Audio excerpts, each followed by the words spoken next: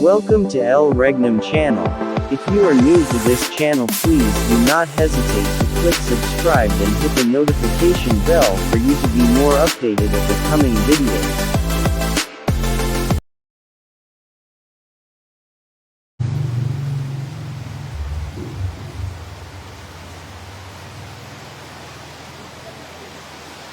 So, isang magandang tanghali po sa ating lahat. Maraming salamat po, Haring Gerson, sa iyong pinahagi sa araw na ito. No? So, yung pagpapatunay na kung nasaan ang kaharian ng Diyos. So, bago po natin pagpatuloy, ito po ang iyong lingkod. Haring Roger Pagumpana na nasasabi sa inyo lahat, ang lahat ng mga viewers na sumaybay sa kaharian ng Diyos, isang pagpalang oras po sa inyong lahat. So kami po ay nagbibigay-pugay sa aming mahal na dakilang guro na walang iba po na siya po ang Divine Mentor, Supreme King, Pilimon Undok, Iyam Unansa. Siya po ang aming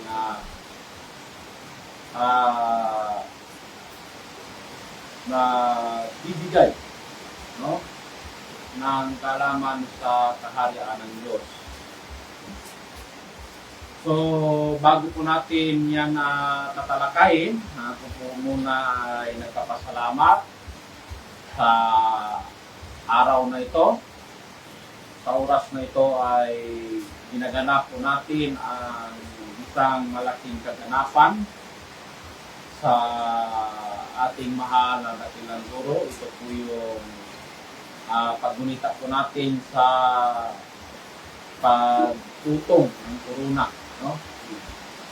Sa noong 2005. So, 2025 na ngayon. So, ibig sabihin, mayroon na pong sukat na 19 years, no? Na yan po ang aming sinicelebrate sa oras na ito, 19 na anniversary, no? Sa crowning sa ating mahal na hari, Pilimon Undok, Iyam Unansa. So, ako po ay nagpapasalamat sa aming mahal na Pangulo, walang iba ang aming mahal na Prinsipe Rocky Y. Iyam Unansa, na siya po ang president sa Royal Alpha Omega Trading Corporation sa pagkalang oras mga Prinsipe at i-promission po sa ating mahal na Pangulo na natin yung at yung din po sa ating Haring Adolfo Iyam Unansa, na siya po ang ating presidente sa Philippine Petroleum Development Management and Corporation. So, isang mapagpalang oras po sa lahat. So, sa lahat ng mga pinili ng Diyos, mula sa mga tribes,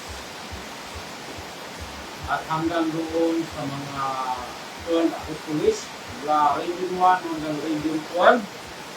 Happy promotion po sa ating mahal na dakilang guro, mga Pilimon Undok, Iyam Unansa. Lalo na po sa aming regional director sa Region 2. No? Walang iba, Haring Edgar Palor Rigoton. Isang mapagpalang oras po, Hari. Happy crowning po sa ating mahal na dakilang guro, mga Haring Pilimon Undok, Iyam Unansa. At ganun din po sa inyong Reyna, Reyna Rose Padillo Liboton, sa mapagpalang po. Sa lahat ng mga 70 prophets, municipalities, barangay, down to Purok, no? Pagkat yan po ang tinayo ng aming mahal na guro, na kahantulad po doon sa itinayo ng ating mahal na Panginoon Jesucristo. No? sapagkat kung ating babasahin po yan sa banal na kasulatan, ayon po dyan sa Episo 4, verse 11 to 12. Patlata nga rin. So, ganito mabasa ayon po sa banal na kasulatan. At pinagkalooban niya ng mga iba, ang mga iba na maging mga apostol, at ang mga iba ay propeta, at ang mga iba ay evangelista, at ang mga iba ay pastor at mga guro. Sa 12, siya'y nasasakdal ng mga banal sa gawaing paglilingkod sa katitibay ng katawan ni Kristo.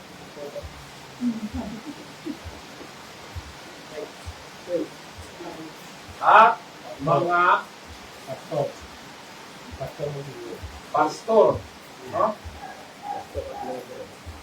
At yung guro. So yan po yung itinayo. Ha? Ayan. So yan po yung itinayo ng ating Panginoong Hesus. Na siya po nagtayo unang-una, mga apostol, propeta, ang pangatlo, evangelista, at pang-apat yung pong pastor at guro na tinatawag ng Diyos sa ikatitibay ng katawan ni Kristo. So, ang tanong, ano ba po ang dala ni Kristo? No? O ang ating Panginoong Hesus?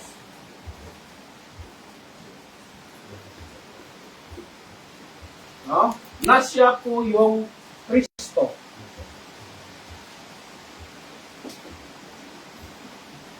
Ano po yung dala ng ating Panginoong Hesus? No? So, ang kanyang dala o kanyang pinapakayan ay wala pong iba yung tungkol sa the kingdom of God. Bakit? Sapagkat kung ating babasahin po yan sa banal na kasulatan sa Lucas 4:43, basahin po natin hari. So, ganito po ang mababasa ayon po sa banal na kasulatan. Natapot sinabi niya sa kanila, dapat namang ipangaral ko sa mga ibang bayan ang mabubuting balita ng kaharian ng Diyos. Sapagkat sa ganito ay sinugo ako. Yun. So, ibig sabihin, maliwanag po mga kapatid na ang dala ng ating Panginoong Hesus, kundi yung tungkol sa kaharian ng Diyos. Sapagkat, ayon sa nabasa, sapagkat sa ganito ay sinugo ako. So, saan po niya ito pinapahayag ang mga mabubuting balita? Nakasama po ang kanyang katawan. No? Na mula apostol, propeta, evangelista, pastor, at guro. Kasama po yan. Ano ang kanyang pinapahayag tungkol sa kaharian ng Diyos? No? Sapagkat katawan nga niya ito.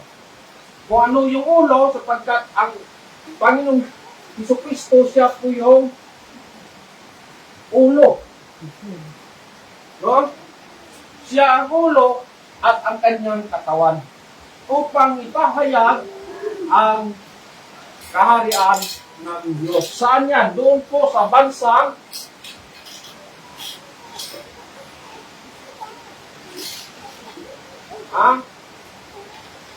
sa bansang Israel. No? Yan po, o ito po ang bansa na pinilit ng Diyos.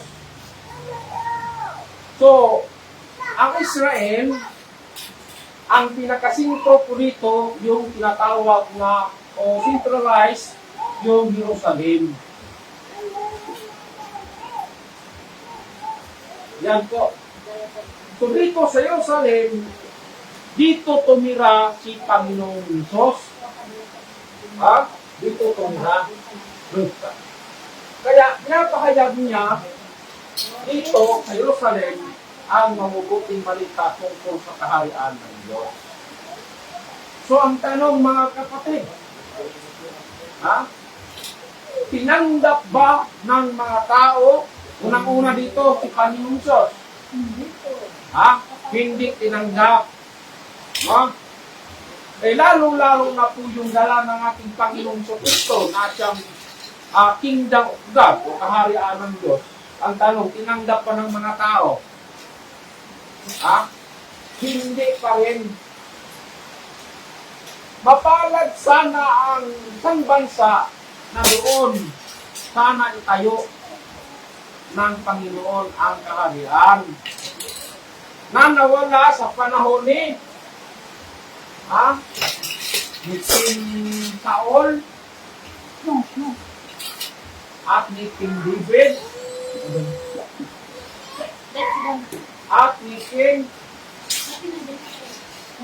Solomon. Yan po yung hari sa Israel. Ngayon, nawala.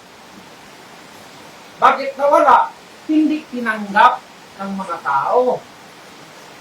Kaya kung ating babasahin sapagkat nawala naman ito, nawala, kung ating babasahin po yan, ang ibig sabihin, sapagkat wala na, ang tanong mga kapatid, nahinto na ba yung plano ng Diyos sa pagtayo ng kaharian? Yan po yung magandang balita. Kung nahinto na ba ang plano ng Diyos sa kaharian ng Diyos na magtayo? Kasi kung ating babasahin sa banal na kasulatan doon sa Daniel 2:44, kung ating babasahin nga na rin, pakibasa natin.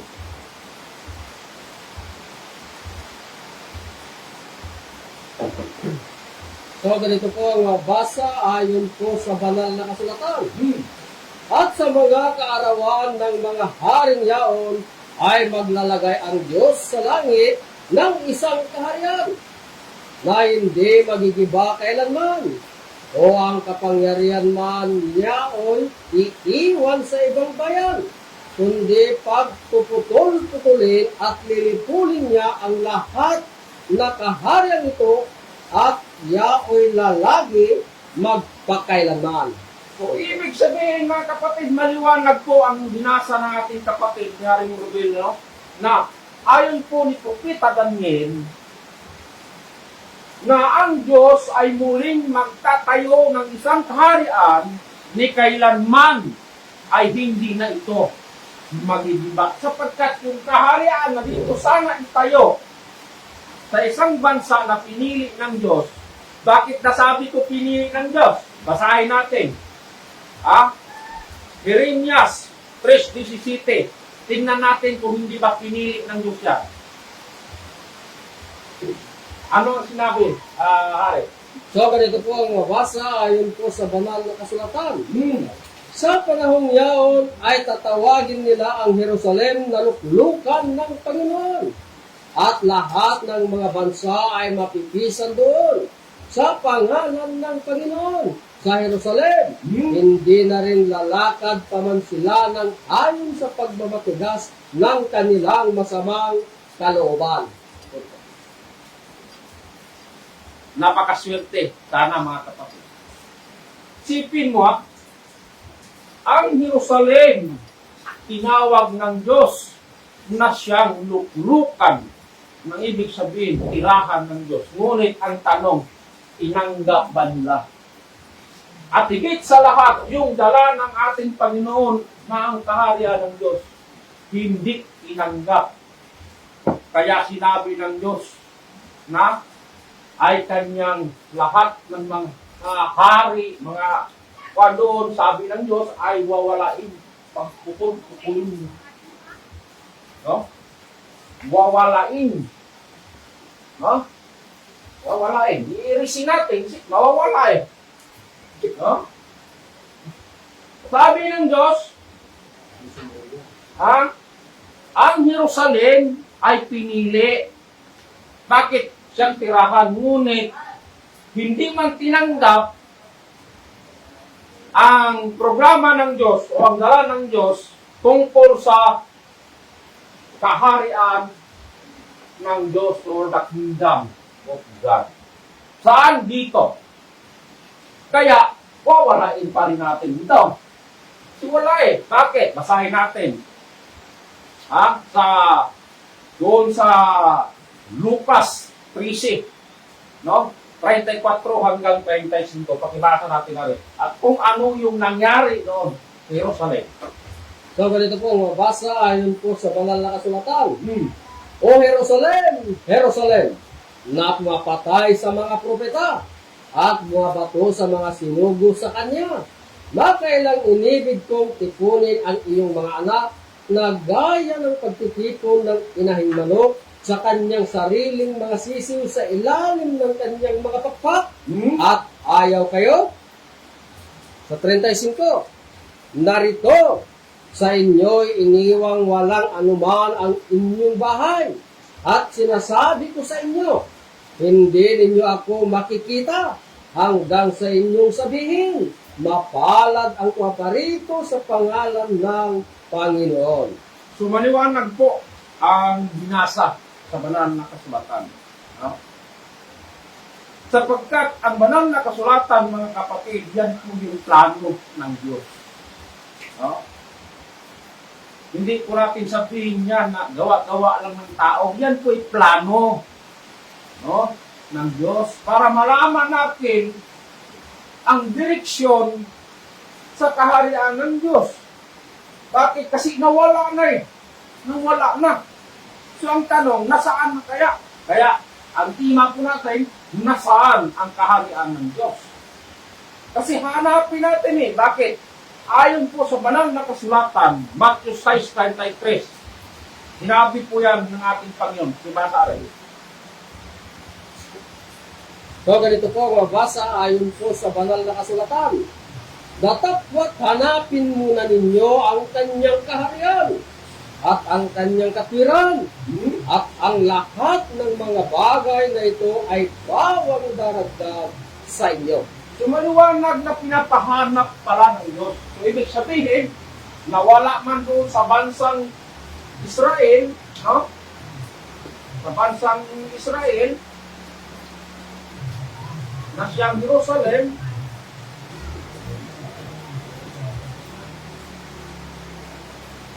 ngunit pinapahanap pa rin ng Diyos kasi nawala na dito, nawala na. Ang tanong, saan na kaya? Sapagkat sinabi ng Diyos, oh Jerusalem, Jerusalem, aalis na ako sa inyo at hindi nyo na ako makikita. Kaya ang tanong, halimbawa, tanongin natin ang Panginoon, Panginoon, saan ka kaya pupunta? Kasi alis eh. Ngunit, ano ang sabi ng direksyon na tinuro ng Diyos? May direksyon na eh, para masundan natin sa paghahanap. Kasi sinabi ng Diyos, hanapin nyo muna ang kaharian ng Diyos. Bakit pahanap ng Diyos ang kaharian? Kasi ang kingdom of God, o kaharian ng Diyos, hindi yan naghiwalay ang Kristo. Hindi yan maghiwalay yung Kristo. Bakit Kristo? Sapagkat doon pumasok yung Kristo, yung Espiritu Santo ng Diyos sa isang katawan. Katulad ba ni Jesus, Panginoong Jesus, na doon pumasok ang banal na Espiritu ng Diyos upang ipahayag ang the kingdom of God. No? Itayo. Ngayon, hindi man pininiwalaan, sabi ng Panginoon, aalis na ako sa inyo. Kaya ang tanong, saan kaya pupunta? Para ipagpatuloy ang programa ng Diyos sa daigdig, sapagkat sinabi niya na ako'y muling magtatayo ng isang kaharian, ni kailanman ay hindi na ito magigiba. Kaya ang tanong, saan kaya niya ito itatayo muli? Kaya nagbigay siya ng direksyon. Kung ating babasahin, Basahin natin doon sa Jeremias 18:9. Ibasa natin na rin.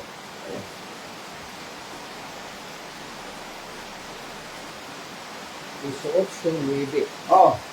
So, ganito po ang mabasa ayon po sa banal na kasulatan. At sa anumang sandali ay magsasalita ako ng tungkol sa isang bansa Sa isang bansa, at tungkol sa isang kaharian upang itayo at upang itatag. anong magawa natin? Plano ng Diyos yan. Sabi ng Diyos, doon sa isang bansa, Itayo, Ano? itatag. ano ang itayo? Isang kaharian. Ang tanong, saan kaya? Bansa. Ano kayang bansa? Kung ating babasahin po yan, doon sa isang sulat ni Apostol Matthew, sa Matthew 21, sa talata niya na 42-43, na sinabi yan ni Kristo. Anong sinabi yan? So, ganito po ang mabasa ayon po sa banal na kasulatan. Sinabi nila sa kanya, sa 42, sinabi sa kanila ni Jesus, kailanman bagay hindi ninyo nabasa sa mga kasulatan ang batong itinakwil ng nagtatayo ng gusali. Ang siya rin ginawang pangulo sa kanulok. Ito'y mula sa Panginoon at ito'y kagilagilala sa harap ng ating mga mata. Tuloy. Sa 43, kaya nga sinasabi ko sa inyo, aalisin sa inyo ang kaharian ng Diyos at ibibigay sa isang bansang nagkakabunga. Ito na. Sa isang bansa na nagkakabunga.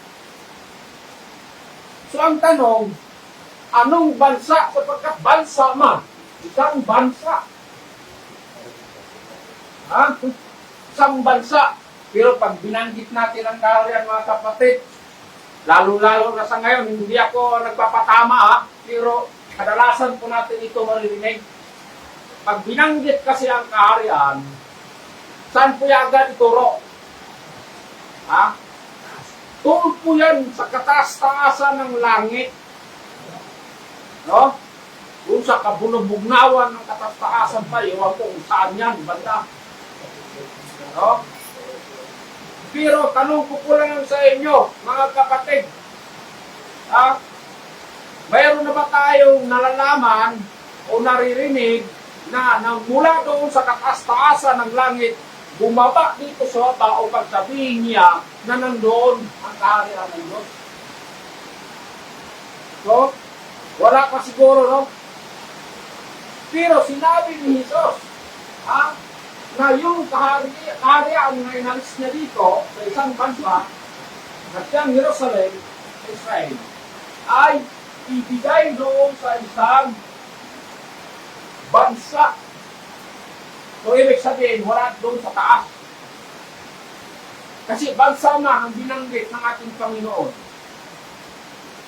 Kaya ang tanong, anong bansa ito?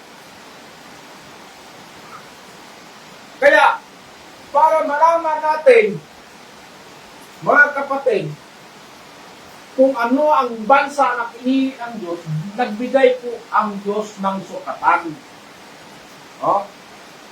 Sukatan ba doon sa isang bansa? Kaya kung ating kukunin sa panahon ni King Solomon,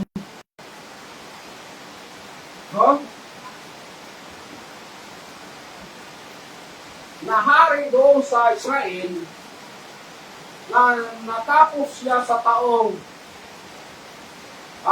997 BC. Ito po yung sukatan sa Diyos para malaman natin kung anong bansa ito. So, 997, kung ating itong kukunin po yan, doon sa ibinigay ng ating Panginoon na given number o appointed time of God na 2,520, kung atin po yung i-minus, no, ang 997 BC, mayroon po siyang sukat na 1,523.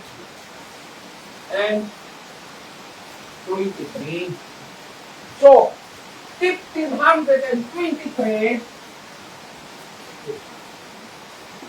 ito po ang bansa o ang taon kung kailan doon ibinigay ng Diyos ang kaharian doon sa isang bansa.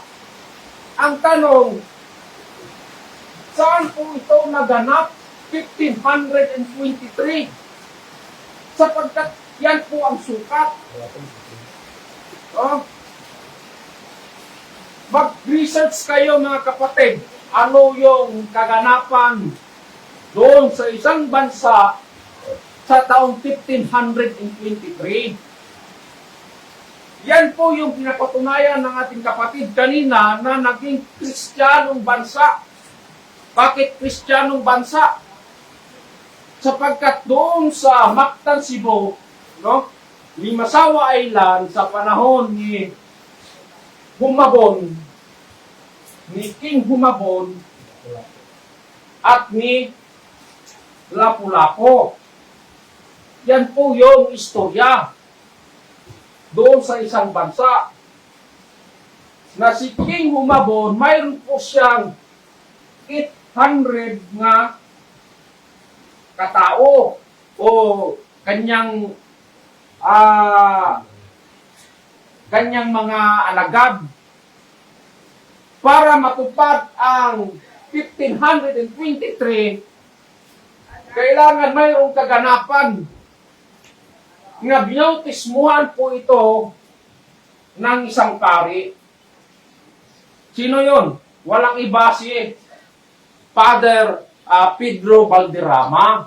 Doon po yan sa Mactan, Cebu, Limasawa Island. Para yung 1,523 ay maganap doon sa isang bansa na tatawaging bansang nagkakabunga.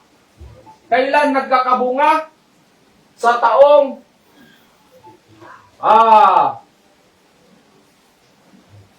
taong unang-una sa pagkadiskubre sa ating bansang Pilipinas sa March 16, 1521, at para maging ganap na maging Kristiyano ang isang bansa, insakto ito sa sukat na April 14, 1523. Yan po yung sukat na kailangan sa April 14 na maging ganap ang isang bansa na maging Kristiyano. Bakit maging Kristiyano? Sapagkat history repeat man. Kung ano yung nangyari dito sa una, kailangan maganap po dito. Bakit Kristiyano? Yun po yung plano sa Diyos na mababasa po dyan sa Gawa. Pakibasa nga rin, Gawa 11. 26. Pakibasa natin. So, ganito po ang sinasabi. At nang siya'y kanyang masumpungan, ay kanyang dinala siya sa Antioquia. At nangyari, nasa buong isang taon sila'y nakisama sa iglesia. At nagsipagturo sa maraming tao. At ang mga alagad ay pinasimulang tawaging mga Kristiyano sa Antioquia. So, ibig sabihin, dahil nawala man dito, sa paglipat sa Diyos sa isang bansa, kailangan matupad din ang maging Kristiyano, yung mga alagad. May mga tao ba? No? Naturuan ba sa turo sa Diyos na kailangan maging Kristiyano? Saan? Doon sa isang bansa.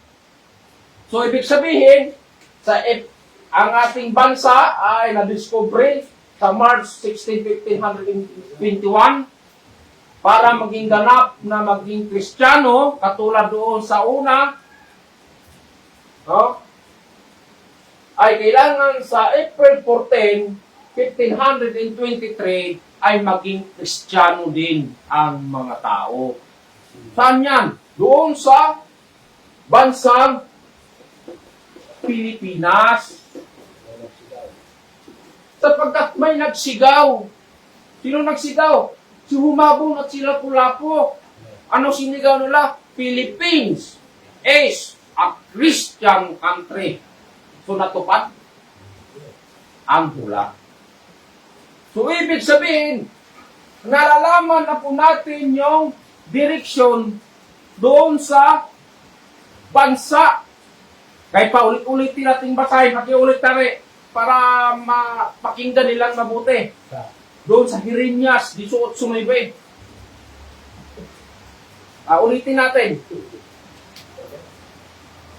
Yes. 18, verse 9. So ganito po ang sinasabi. At sa anumang sandali ay nagsisalita ako tungkol sa isang bansa at tungkol sa isang kaharian upang itayo at upang itatag. Kung maliwanag, upang itayo, upang itatag. Bakit? Papawilan ba natin yung Diyos? Sabihin natin, Diyos, ay hindi pwede yan, Panginoon. Siya yung may-ari ng kaharian. Saan? Itatag doon sa isang bansa. Kailan na ibigay? 1523. Philippines is a Christian country. Wala na tayong magawa sapagkat ang Diyos ang may plano dyan. Kaya kapasalamat po tayong mga Pilipino, ay mapalad tayong bansa sapagkat ito pala yung pinili ng Diyos. No? Pinili ng Diyos. Para malaman natin na yung pinapahanap pala ng Diyos na kaharian ay nandito na sa ating bansang Pilipinas. Bakit nasabi namin Pilipinas? Kasi yan po ang itinuro ng aming mahal na guro. Mahal na hari, Pilimon Undok Liam Bonanza, na doon sa banal na kasulatan, mayroon po yung 3 factors in the Bible. Bakit 3 factors? 4 factors pala. Bakit 4 factors? Sapagkat una-una na factor dyan sa Biblia para malaman natin yung direksyon sa kaharian ay mayroon pong history. Yung pangalawa, yung prophecy. No? Yung pangatlo, yung tinatawag na mathematics, at yung pang-apat, yung science o siyensya. Bakit? Kasi may mga numero. Paano ba natin kupintay kung hindi tayo gagamit ng mathematics? Kaya may numero, may tao, no? Mayroon pong history. At kailangan mayroon din propesya kung saan maganap yung programa ng Diyos. Kasi ang parabol sa banal na kasulatan, nagtutukoy po ito sa isang bansa. Ang tanong, ano kaya ang matibay pa na ebidensya sa doon sa isang bansa na nalagang Pilipinas yung totoong mapalad na Pilipyan? Mayroon po yung itinuro sa amin, mga hari, Pilimon Undok Liam Bonanza. Kung bati yung babasahin doon sa Isaiah 2:8. Tingnan natin. Pakibasa natin. Isang matibay yan sa isang bansa. Matibay na ebidensya po yan, mga kapatid. Palatandaan po yan doon sa direksyon kung nasaan ang kaharian. So, ganito po ang sinasabi.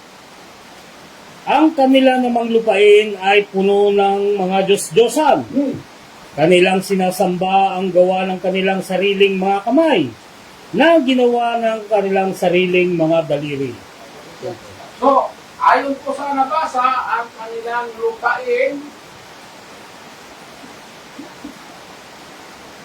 ay puno ng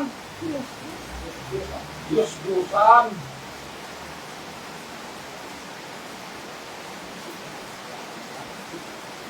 So yan po yung palatandaan na sinabi ng Diyos, ang kanilang lupain ay puno ng Diyos-Diyosan. Bakit?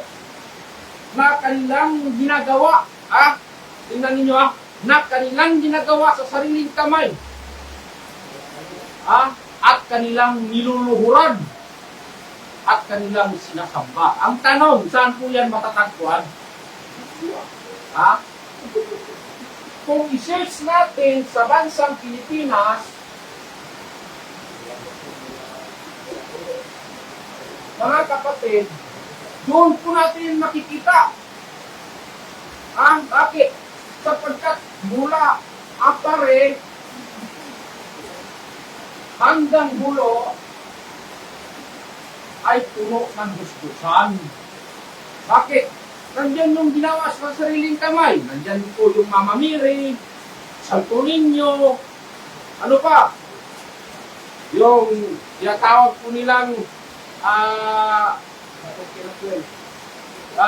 yung mga Santo Papa. Mayroon lang naging santo na Santo Papa ngayon eh.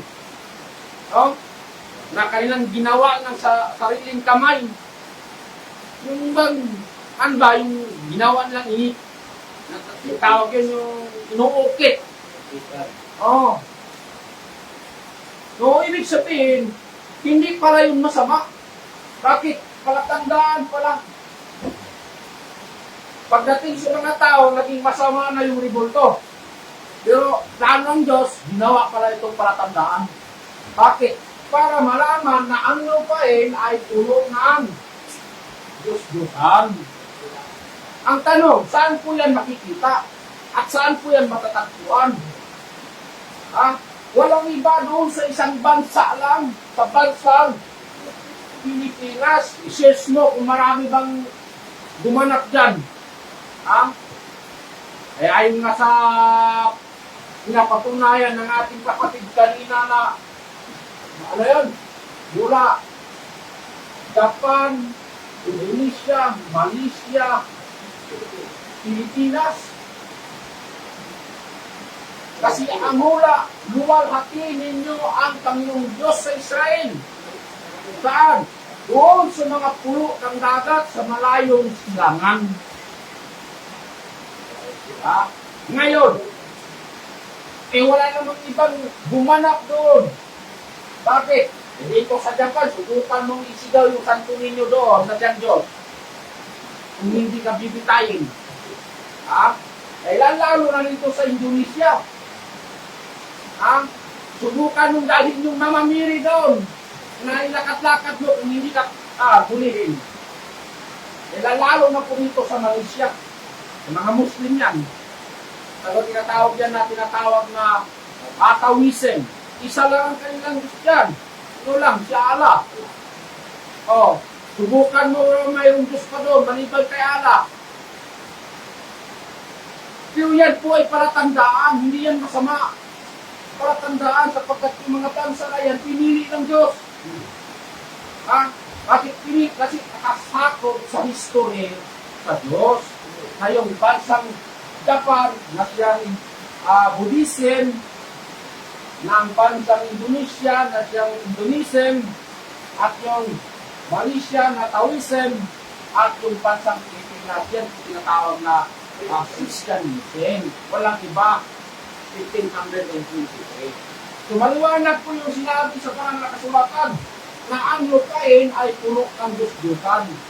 Doon sa isang bansa na doon pinili ng Diyos upang itayo niya muli ang kaharian ng Diyos. Ngunit ang tanong, mga kapatid, ang tanong, si Jesus pa rin ba ang dumating? Yan ang tanong. Ang tanong, si Jesus pa kaya ang dumating? Sapagkat ayon sa nalalaman ng mga tao, si Jesus lang daw ang Diyos. Kaya tingnan natin Si Jesus lang daw ang Diyos. Eh ngayon, kung si Jesus lang ang Diyos, di, ibig sabihin, sino ang nauna? Si Jesus o si Adam? Yan. Ha? Kaya po natin tatanungin, sino nauna? Si Jesus o si Adam? Ha? Eh si Adam, ay si Jesus, tinawag na Kristo na siyang Diyos. Eh ito kaya si Adam? Ha? Kristo pa rin ito, Diyos pa rin. Eh kaso lang, natapos na. Pagdating dito sa ating Panginoon Jesus, natapos na rin. Ang tanong, wala na. Ha? Pero may dumating. Bakit? Kung ating babasahin sa banal na kasulatan, Apocalypse, Revelation na rin. Revelation 2:17. 2:17. Ito, magandang talakay lang ito. So, ganito po ang sinasabi. Oh. Ang may pakinig ay makinig sa sinasabi ng Espiritu sa mga iglesia. Oh, ano sabi? Ang magtatagumpay ay bibigyan ko ng manang natatago. At siya ay bibigyan ko ng isang batong puti. At sa bato ay may nakasulat na isang bagong pangalan na walang nakakaalam kundi yaong tumatanggap. Punto. Hoy, mayroon palang bagong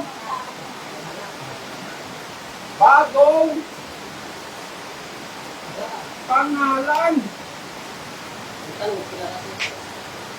Ah, may bagong pangalan. Sino nagsabi? Si Jesus. Kung naniniwala tayo na si Jesus o siyang Diyos, ay kailangan alam natin yung bagong pangalan. Ha? Bagong pangalan. Napakaganda ha. Bakit? Ang dala ni Jesus, Kingdom of God. Alangan naman dito sa pagpabagong pangalan ay hindi na Kingdom of God ang dala. Kingdom of God pa rin ang dala. Sapagkat yan ang palatandaan. Kaya nga sinabi ko sa inyo na ang kaharian ng Diyos ay hindi yan maghiwalay yung Kristo at yung Diyos. Kristo ba? Pinili. Kasi hindi naman ito Tagalog. Hindi yan Tagalog salita. Kristo. Ayan, Hebrew yan. Hebrew. Pag Tagalog mo yan, ibig sabihin yan ay pinili. E pagdating dito, sa pagbabagong pangalan, pinili pa rin siya. Kristo pa rin. Upang dalhin niya pa rin itong Kingdom of God. So ang tanong, mga kapatid, sino yung bagong pangalan? Hindi ko ako mahiya sabihin sa inyo na walang iba. Itong F-O. Now, na ibig sabihin, Malahari, Pilimon, Undok, Iyagduna. Bakit? Siya lang ang nag-restro sa Kingdom of God sa Pilipinas. Siya lang ang may hawak. Siya lang ang may dala.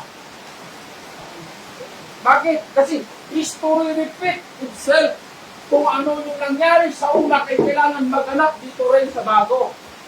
Bakit? Ito yung lumang Jerusalem. Pagdating dito, sapagkat wala na, pagdating dito, ito yung tinatawag na bagong Jerusalem. Bakit? Ito na yung repetition of history. Ha? Na kailangan tatawagin siyang hari. Ha? Pakibasa natin na rin. Revelation 16.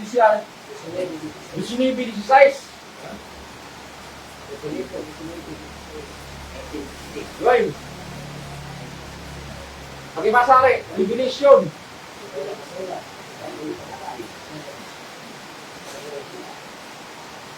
(1916). Oh.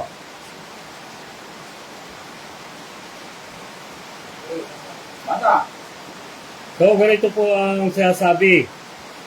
At siya ay mayroong isang pangalang nakasulat sa kanyang gabi at sa kanyang hita. Hari ng mga hari at Panginoon ng mga Panginoon. Na siyang tatawagin sa kanyang bagong pangalan, Hari sa mga hari. Panginoon sa mga Panginoon. Bakit? Hindi naman matawag yan kung walang kasama. Kasi hari sa mga hari.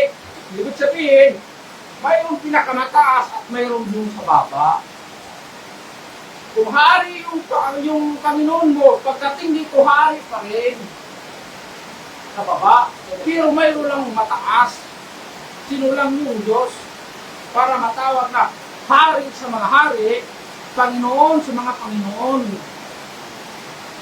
So hindi ko kami maiya na ang aming mahal na dakilang guro, mahal Pilipong Undok Kuliburan, sana matawagin hari. Sapagkat yan po ang tawagan po namin. Oh, kung mayroon kang asawa, hari ang tawag sa'yo. Pero kung binata ka, di prinsipi ang tawag sa'yo. Eh kung dalaga naman, Rayna, ay prinsesa. No, Rayna, guys. So, ibig sabihin, ang aming mahal na dakilang guro, no, itinatag niya ang nung itatag niya ang Kingdom of God sa taong 1982, yan po yung taon. 1982, sinigaw niya sa bansang Pilipinas ang The Kingdom of God. No? The Kingdom of God. Kaya, mayroon po itong 10 years na preparasyon mula sa 1982. No? 10 years. 10 years na preparasyon. So, down to 9, 1. Kaya sa 1992, sa July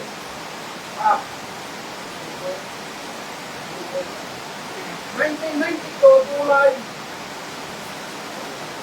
27, ito po yung araw na doon sa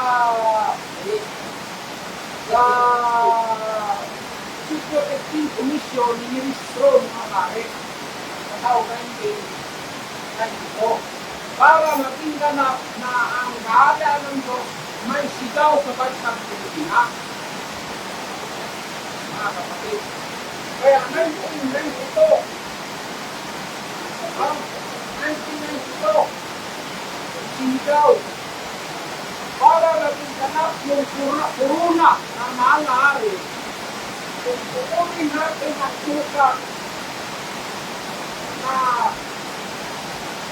so sa loob ng isang taon, mayroon kong 12 na tayo. So, December 27, pupunin po natin ang 2024.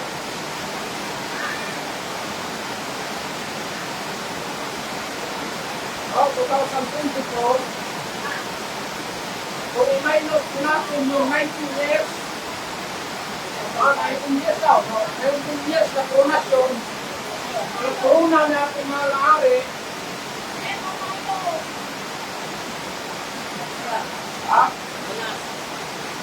pag i-minus natin, ang sukat ko yan, mayroon ko yung sukat na 2,000, right?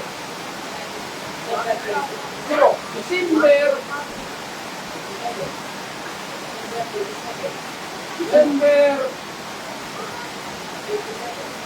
27, 2005, doon naganap ang pagkuruna o pagputol ng kuruna ng ating mahal na dakilang Diyos. So, kaya yan po yung ginaganap namin ngayon o pagbulita, pag-aalala sa pagtutong ng turuna ng aming mahal na Dakila Dulo. So, hindi po kami maiya na sasabihin sa inyo ng ating bansang Pilipinas ay siyang kaharian ng Diyos ayon sa ay tinuro ng aming mahal na guro, mahal na aming Pilipino, kaharian po. So, maraming salamat po sa lahat na taga-subaybay sa oras na ito. No, yung lahat ng mga viewers namin sa mapagpalang oras. At lalong-lalo na po doon sa aming mga kapatid ko dyan sa ibang bansa na walang isa, hindi si Reyna Shirley Del Rosario sa mapagpalang oras sa Reyna. Happy promotion po sa ating lahat. Lalong-lalo po dyan po si Reyna Prinsesa Claribel, no? Sa bansang White, no? Yan po. So, sa lahat ng mga kapatid namin mula Luzon, Visayas at Mindanao, sa buong pwersa ng Kingdom of God, kami po ay nagpapasalamat sa lahat. Happy 19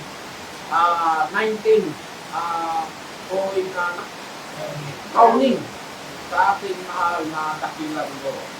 Ito, ito ang lingkod, aring Roger Tagumpana, isang mapagpalang ko. So, ang susunod ko kong tatawagin ay walang iba po. At siyang magpapahayag, no, walang iba, ay